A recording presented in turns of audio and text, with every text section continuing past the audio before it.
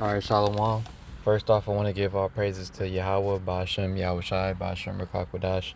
Double honors to our apostles and elders, a great millstone, and Shalom to all the Akim out there preaching his word in truth and sincerity. This is the brother Shamar coming back with another lesson.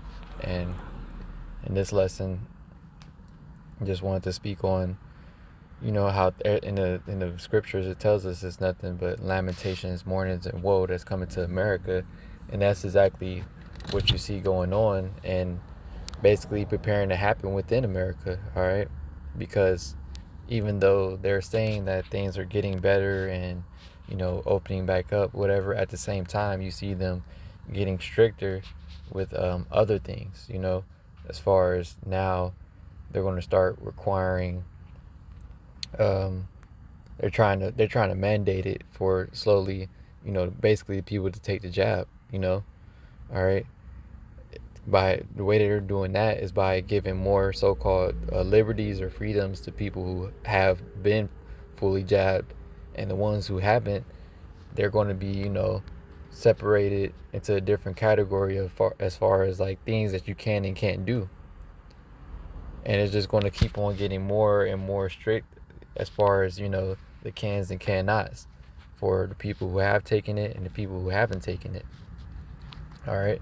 On top of them trying to, come for people, guns and everything else that Esau is planning, man. All right. Because at the end of the day, we still understand that Esau, he wants to roll on the people ultimately, and he wants this economy to crash. He wants the society to collapse. So then he can be justified when he comes in with the martial law troops and saying that we need to do this, we need to do that. He's going to come with the solution after he caused the problem and then get the reaction out of the people, That's how the cycle always goes. All right, but the first scripture I wanted to get is Ezekiel 2, and I'm going to start at verse 9. It says, I'm going to start at verse 8. It says, "But thou, son of man, hear what I say unto thee. Be not thou rebellious like that rebellious house." And that's 2/3 of our people, They're rebellious, all right? They don't want to take heed to the will to the words of Yahweh Shem Shai, man.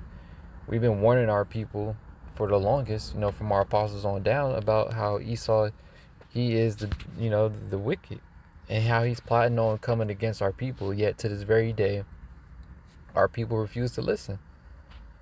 All right. That's why they're going to get caught up in this destruction when he does roll on the people, when he does come out with that great wrath, like it says in Revelation, man. That's why it's going to catch you off guard like a thief in the night. Because you're so busy being rebellious, trying to still live your life, keeping your hopes in America, while he's doing while he's over here plotting, trying to get worrying how he's going to further his agenda and how he's going to further destroy our people, man. But continuing on, it says, "Open thy mouth and eat that I give thee." He's talking about this word. "And when I looked, behold, a hand was sent unto me, and lo, a roll of a book was therein. And when he spread it before me, and it was written within and without, and there was written therein lamentations, mourning, and woe." And that's all you got coming here to America, man. Lamentation, mourning, and woe. All right? Things aren't going to get any better. They're only going to so-called seem better for a very small moment of time, and then get even worse than it was before. All right? Because now it ain't no going back to how things used to be. It's a new norm now. All right? Now you're going to have to wear a mask everywhere. Now they're trying to push it to where you don't have any say-so and taking a jab. And then if you don't want to take it, you're going to be stuck in wherever, city or state, and all that other stuff, wherever you at.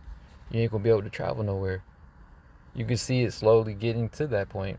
And it's division within America, just with that, within itself, Certain states saying like, no, we're not going to mandate people wear masks, or no, we ain't going to force everybody to take it, or this and that. So it's going to be civil unrest, all right, sedition among men, like the scriptures speak of, all right. But these are the things that Esau wants to happen. He wants chaos to be happening in America. He wants this place to just break down, you know, so that he can roll on the people and be so-called justified when he does it. Okay? Now this is Isaiah.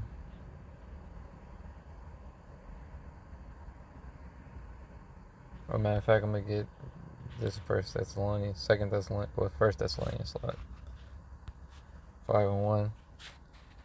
It says, but of the First Thessalonians 5:1, but of the times and the seasons, brethren, ye have no need that I write unto you, for yourselves know perfectly that the day of the Lord so cometh as a thief in the night. And we know the times and the seasons that we're living in, man. We're living in the end of America, all right? And you can see that if you have a spiritual eye and you actually pay attention to what's going on. The news is saying one thing, but when you're actually out here in society, you see the complete opposite. You know, the jobs reports or whatever that came out this week, they saying that, oh, it beat expectations, it was way higher than what we thought, this and that. Yet at the same time, you still see a lot of people still through. There's still a lot of people still ain't gonna be able to pay their bills. They're not gonna be able to pay their rent. So those numbers don't even really matter, you know. Yet this is what they're portraying to the people to make it seem as if America is bouncing back since you got this guy Sleepy Joe that got in the office, man. They're just going to keep on painting that narrative on the media just to make you believe that things are getting better when really, in reality, they're not. And it's going to catch you as a thief in the night where you be like, dang, I thought like they were saying this was going, like more jobs was out here, people were doing better, the economy, the spending for retail went up, this and that. And you're gonna be hearing all these things, and you're gonna think that it was supposed to be this one way, but in all actuality, it's the complete opposite. Things are getting worse. Stores still closing down. People don't have jobs still. You know, relying on the government still. All right, not able to pay their bills and all still. So you're always gonna hear that the opposite of the truth, and that's how Esau wants it to be.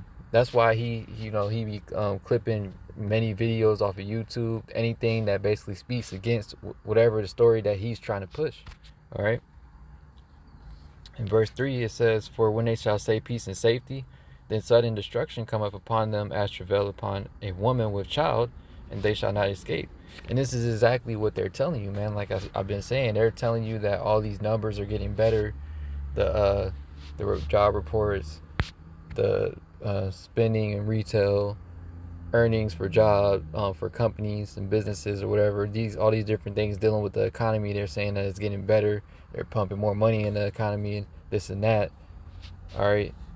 So they're telling you that it's peace and safety. They're saying, oh, by 2022, hopefully things are going to be fully back to normal, all this other madness.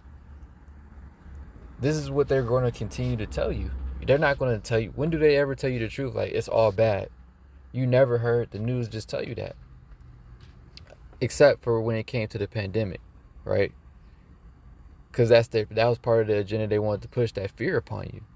But now, what do you ever hear them saying that it's not good? You know? And even then, when the pandemic was hitting, they were still telling you that there's still hope. We just got to do this, we got to do that.